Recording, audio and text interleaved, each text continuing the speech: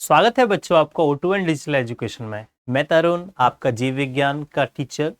आज शुरू कर रहे हैं हम जैव प्रक्रम में जो गैसेस का एक्सचेंज होता है या जो पोषण है, पोषण में जो पौधे हैं वो जो एक्सचेंज करते हैं गैसेस का, तो वो किसके द्वारा करते हैं।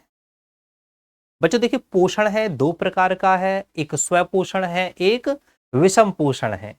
ठीक, तो जो स्वपोषी हैं, भाई स्व का मतलब तो खुद होता है, अपने आप। तो जो स्वपोषी हैं वो अपना खाना खुद बना रहे हैं, अपना खाना स्वयं बना रहे हैं, इसलिए क्या हो गए, वो स्वपोषी हो गए। विषमपोषी वो हो गए जो दूसरों से अपना खाना ले रहे हैं। तो बेटा हम दूसरों से खाना लेते हैं? बिल्कुल।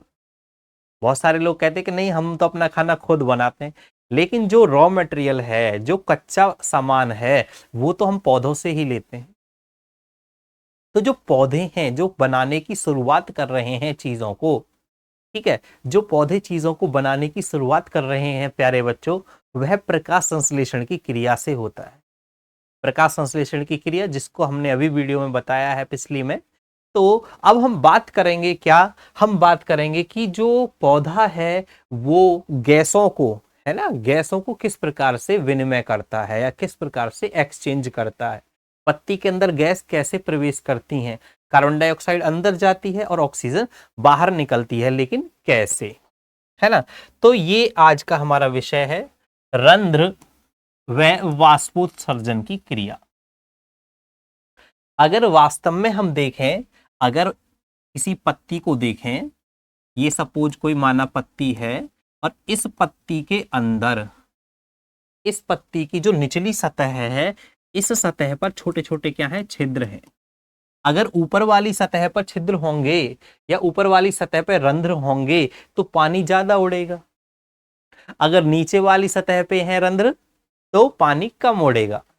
तो ये छोटे छोटे जो सुराख हैं, छोटे छोटे जो ये रंध्र हैं, ये करते हैं जल का निष्कासन यहां से, या फिर जल यहां से क्या होता है, वाष्प के रूप में निकलता है। अगर किसी पत्ती को हम देखें, यहां से काटें, है ना, और सूक्ष्मदर्शी के द्वारा देखें इस पत्ती को, तो हमें बड़ी प्यारी संरचना दिखाई देती है। ऊपर की परत हो गई, ठीक है, उसके नीचे क्यूटिकल के नीचे एपिडर्मिस हो गया, और यहां पर इस तरीके की कोशिकाएं हैं जिनमें क्लोरोफिल है, जिनमें भरा हुआ है आपका कौन, क्लोरोफिल या हरित लवक भरा हुआ है। ये हम डिस्कस कर चुके हैं पिछले वीडियो में। लेकिन बच्चों जो यहां पर कोशिकाएं हैं, यहां पर इस तरीके की जो कोशिकाएं हैं जो क्या कर रही हैं, उत्सर्जन, है ना, जो गैसों का आना जाना एक्सचेंज कर रही हैं गैसों का, वो इन छिद्रों के द्वारा हो रहा है। ये अलग अलग तरीके की पत्तियों में अलग अलग संख्या में हो सकते हैं। किन्हीं पौधों में इनकी संख्या बहुत ज्यादा हो सकती है, किन्हीं पौधों में इनकी संख्या बहुत कम होती है। जैसे अगर हम देखें, जो नागफनी है या कैक्टस बोल देते हैं, उस पौधे के अंदर जो त्वचा है या उस पौधे के ऊपर जो स्किन है, उसमें ये रंध्र बहुत कम होते हैं, है ना। डेजर्ट में, रेगिस्तान में अगर हम देखें तो रेगिस्तान में भी क्या है कि वहां पर पानी की बिल्कुल कमी है। अब पानी की कमी है पहले से ही, पौधे को पानी मिला है बहुत कम, और वो जो भी मिला है उसको अगर इन पौधों ने, इन रंध्रों ने उड़ा दिया तो पौधे पे तो वैसे ही कम हो जाएगा पानी। तो कुल मिलाकर बेटा इन रंध्रों की जो संख्या है वो क्या होती है, अलग अलग पौधों में कम ज्यादा होती रहती है।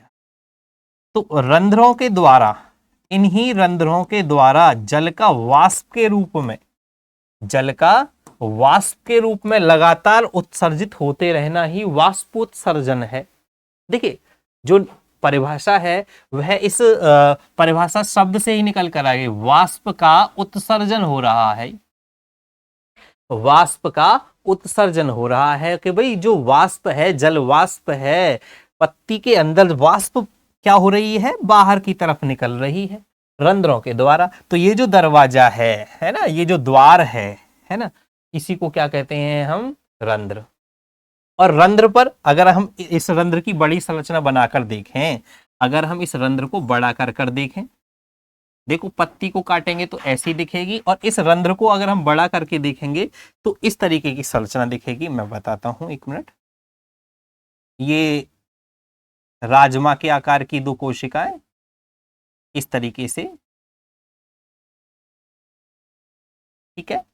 और जो बाहर की और कोशिकाएं हैं, अन्य कोशिकाएं हैं, पत्ती की जो पत्ती की स्किन है ना, पत्ती की जो त्वचा है। और ये जो रंध्र है, इस रंध्र, ये तो रंध्र हो गया है ना, और ये रंध्र के जो दोनों तरफ कोशिकाएं हैं, इनको बोलते हैं द्वार कोशिकाएं। क्या बोलेंगे इनको? इनको बोलेंगे द्वार कोशिकाएं। भाई द्वार दरवाजे की कोशिकाएं, द्वार कोशिकाएं, ये हैं बच्चों द्वार कोशिकाएं। ठीक, ये एक द्वार कोशिका है, एक ये द्वार कोशिका है, तो द्वार कोशिकाएं है ना।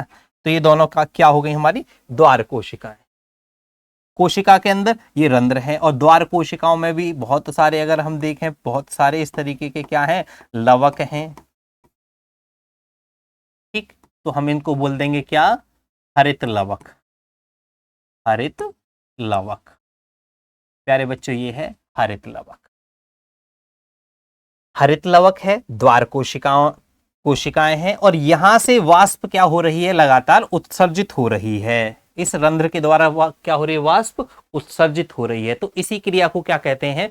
वाष्पोत्सर्जन। ठीक है, मतलब कहने का यह है, तात्पर्य है कि जो पौधा है वह जल को वाष्प के रूप में, पौधा जल को वाष्प के रूप में उड़ाता है। पौधा जल को वाष्प के रूप में उड़ाता है, लेकिन किस रास्ते से उड़ा रहा है? ऐसा नहीं कि डायरेक्ट, क्योंकि यहां पर तो एक पतली मजबूत परत है ना, जो कि क्या, पानी के लॉस को रोक रही है, पानी को नहीं खर्च होने दे रही है। तो जो पानी है वो निचली सतह से उत्सर्जित होता है और वाष्प के रूप में उत्सर्जित होता है। बच्चों, जब वाष्प के रूप में उत्सर्जित होगा पानी, तो पीछे अंदर से क्या दबाव से निकलेगा? प्रेशर से निकलेगा, बाहर की तरफ वाष्प के रूप में निकलेगा। तो यहां से जो, और जो जाइलम के द्वारा जो पानी ऊपर चढ़ रहा है, वो भी क्या हो जाएगा? ऊपर की ओर बढ़ जाएगा थोड़ा थोड़ा। तो वाष्पोत्सर्जन की क्रिया से क्या होता है? चूषण, जो सक्शन प्रेशर है, नीचे से जो प्रेशर बन रहा है वो बढ़ता जाता है ऊपर खींचने का, है ना। जो पानी के अणु हैं वो क्या करेंगे? ऊपर उस स्थान को भरने के लिए नीचे से क्या होते रहते हैं? लगातार गतिशील होते रहते हैं, ऊपर की तरफ आते रहते हैं। तो प्यारे बच्चों, वाष्प के रूप में जो उत्सर्जन हो रहा है जल का, वह है वाष्पोत्सर्जन। पौधे के द्वारा या पत्तियों के द्वारा जल को वाष्प के रूप में रंध्र की सहायता से लगातार उड़ाना या उत्सर्जित करना ही क्या है? वाष्पोत्सर्जन है। क्या है? वाष्पोत्सर्जन है। बिल्कुल आसान बात है, सब सरल शब्दों में। अच्छा बच्चों, अब जो रंध्र है यह हो गया, रंध्र की संरचना हो गई, द्वार कोशिका, पर्णहरिम, हरित लवक हो गए आपके, है ना। ये क्या है? खुला हुआ रंध्र है। अगर रंध्र बंद होगा, जब ये देखिए यहां पर जब जल की अधिकता होगी, तो ये जो द्वार कोशिकाएं हैं क्या हो जाएंगी? फूल जाएंगी। जब द्वार कोशिका फूल जाएंगी तो रंध्र क्या हो जाएंगे? ओपन। रंध्र क्या हो जाएंगे? ओपन, खुल जाएंगे रंध्र। और जब द्वार कोशिका क्या आ जाएंगी? सलथ अवस्था में आ जाएंगी, है ना, या फिर द्वार कोशिका सिकुड़ जाएंगी। तो ये द्वार कोशिका की स्ट्रक्चर जो है किस तरीके की हो जाएगी? संरचना इस तरीके की, है ना। ये बंद हो जाएंगी द्वार कोशिका इस तरीके से, है ना। तो द्वार कोशिकाएं बंद हो जाएंगी और वाष्पोत्सर्जन की क्रिया भी रुक जाएगी। ठीक है, तो जल के दबाव की वजह से या जल की अधिकता की वजह से क्या होता है? पानी का अंतः परासरण होता है, जिसके कारण यहां पर दाब बढ़ता है। दाब बढ़ने से यह कोशिका फूल जाती हैं, जिसके द्वारा वाष्प उत्सर्जित होती है लगातार, और इस क्रिया को कहते हैं क्या? वाष्पोत्सर्जन। तो बेटा ये टॉपिक आसान है, आसान तो सभी है, लेकिन हमें क्या करना है? पढ़ना है, हमें लगातार पढ़ना है। देखिए, अगर आप ध्यानपूर्वक सुनेंगे, 4 चीजें हैं, 4 मेन पॉइंट हैं, उनका आपको विशेष ख्याल रखना है। पहला है सुनना। ईश्वर ने कान दिए हैं 2, तो इसलिए सुनना ज्यादा है। मुंह एक है तो बोलना कम है। 2 कान है, सुनना ज्यादा है, मुंह एक है तो बोलना कम है। सुनने की आपकी क्षमता जबरदस्त होनी चाहिए। एक अच्छा श्रोता ही एक अच्छा वक्ता बनता है, क्योंकि सुनेंगे अच्छे से तो बोलेंगे भी अच्छे से। सुनना है, फिर घर पर जाकर एक बार पढ़ना है, तीसरी बार में लिख कर देखना है, और चौथी जो चीज है वो है आपकी बोलने की क्षमता। तो सुनने से स्टार्ट करना है और बोलने तक रुकना नहीं है। बीच के जो लिखने और पढ़ने के जो स्टेप हैं उनको फॉलो करेंगे जरूर, उनको अपनाएंगे तो बहुत अच्छे से जीवन में आगे बढ़ पाएंगे। ये विद्यार्थी के जीवन में होना चाहिए। चलिए आगे हम बात करेंगे पोषण की। विषम पोषी पोषण, यहां तक था क्या हमारा स्वपोषी पोषण, और अब है शुरू क्या हमारा विषम पोषी पोषण।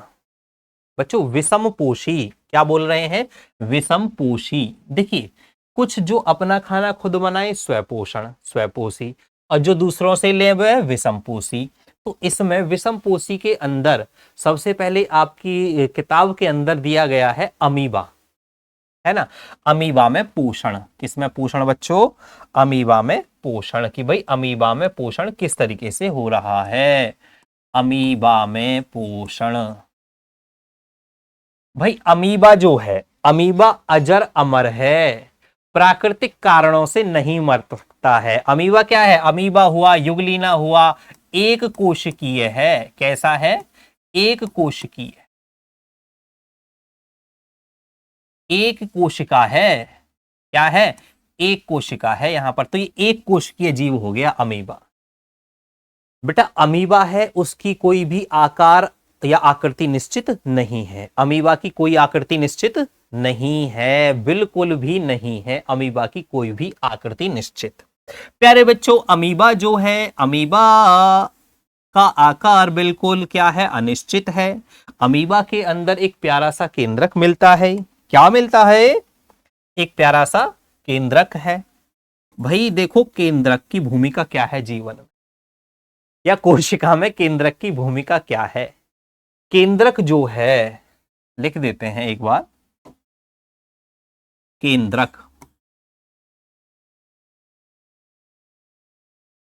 केंद्रक है। केंद्रक कोशिका में जैसा होगा, केंद्रक कोशिका में जैसा होगा वैसी ही कोशिका की संरचना होगी, या ऐसे ही कोशिका के गुण होंगे। तो ये क्या हो गया, मस्तिष्क। कोशिका का क्या हो गया, ये मस्तिष्क। जैसा मनुष्य के अंदर मस्तिष्क होगा वैसा ही उसका आचरण होगा, और जैसा आचरण होगा वैसा ही उसका स्थान होगा। ऐसे ही जैसा केंद्रक होगा वैसे ही कोशिका के गुण और धर्म होंगे, क्योंकि केंद्रक ही क्या करता है, लक्षणों को एक पीढ़ी से दूसरी पीढ़ी में भेजता है और नियंत्रित करता है। ठीक, तो बच्चों यहां पर यह है केंद्रक।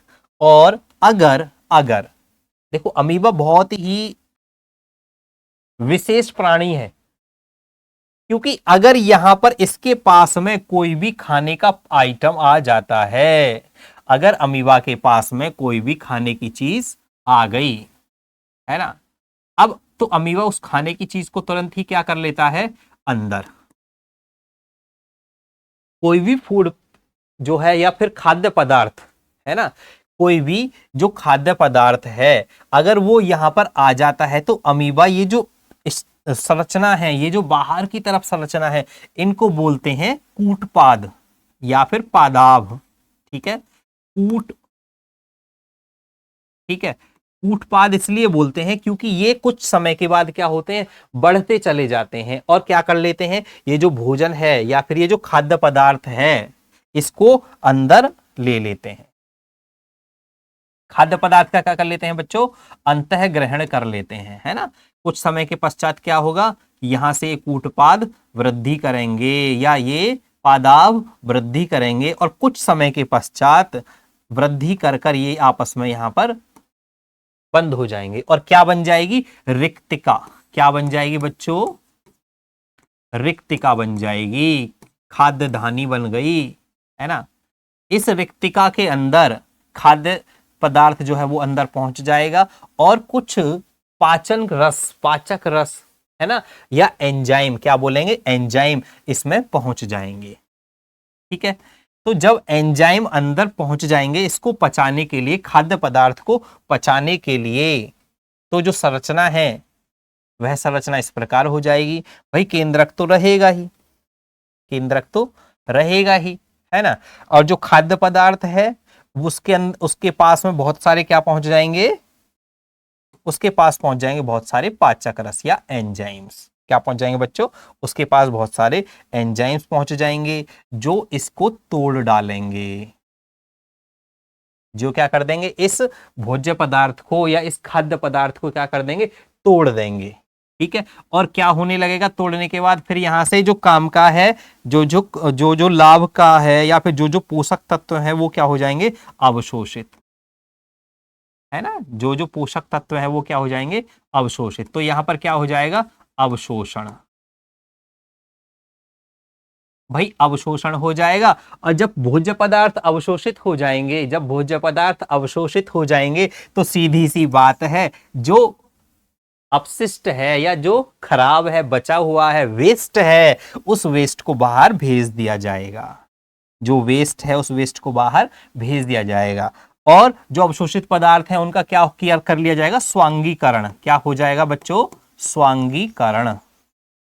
स्वांगीकरण का मतलब है कि अपने ही अंग में क्या कर लेना, उसको मिला लेना, मतलब जो पोषक तत्व हैं उनको जहां पहुंचना चाहिए वो वहां पर पहुंचा दिए जाएंगे, इतनी सी बात है। तो अमीबा है, अमर है, इसकी प्राकृतिक मृत्यु नहीं होती है।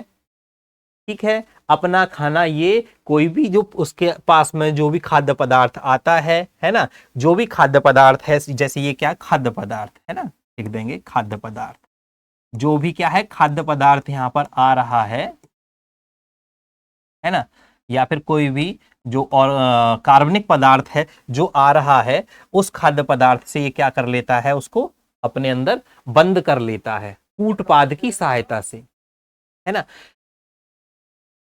अब ये कूटपाद जो है कुछ टाइम के बाद, इसको बंद करने के बाद इसमें क्या कर लेंगे, एंजाइम्स को छोड़ देंगे। जब एंजाइम छोड़ दिए जाएंगे प्यारे बच्चों, तो क्या कर लिए हो जाएगा, यहां पर पाचन। सिंपल सी बात है भाई, पाचन में क्या है, भाई पाचन में क्या है, पाचन में जो जटिल पदार्थ है, कैसे पदार्थ हैं, जटिल पदार्थ हैं, इन जटिल पदार्थों को सूक्ष्म पदार्थों में तोड़ दिया जाएगा, सरल पदार्थों में तोड़ दिया जाएगा। भाई जटिल से सरल बनाना ही तो पाचन है, और उसमें सहायता करते हैं कुछ एंजाइम। और जब हो जाता है सरलीकरण तो अवशोषण हो जाता है, और जब हो जाता है अवशोषण तो उसको क्या कर लिया जाता है, स्वांगीकरण कर दिया जाता है। कोई समस्या, यह बिल्कुल आसान है। ठीक है, तो कभी कभी नामांकित चित्र के लिए भी यह का आ जाता है। तो प्यारे बच्चों, मैं समझता हूं कि यह बिल्कुल साधारण था। अमीबा है, एक कोशिकीय है, अजर है, अमर है, मरता नहीं है कभी भी, प्यारा सा केंद्रक है, एक कोशिकीय है। केंद्रक का कार्य है कोशिका को नियंत्रित करना, जैसे हमारे मस्तिष्क का कार्य है शरीर को नियंत्रित करना। ठीक है, तो जैसा केंद्रक वैसी कोशिका, जैसा मस्तिष्क वैसी शरीर की संरचना, सिंपल सी बात है। तो ठीक है बच्चों, अगले टॉपिक में या अगला जो आपका विषय रहेगा वह रहेगा मनुष्य में पाचन। ठीक है, आज अमीबा का पाचन था, अगली वीडियो में हम बनाएंगे मानव के अंदर पाचन और पाचन तंत्र में होने वाले विभिन्न एंजाइमों का कार्य, है ना, प्रयोग होने वाले एंजाइमों का कार्य। ठीक है, तो बच्चों बने रहिएगा हमारे साथ लगातार। धन्यवाद।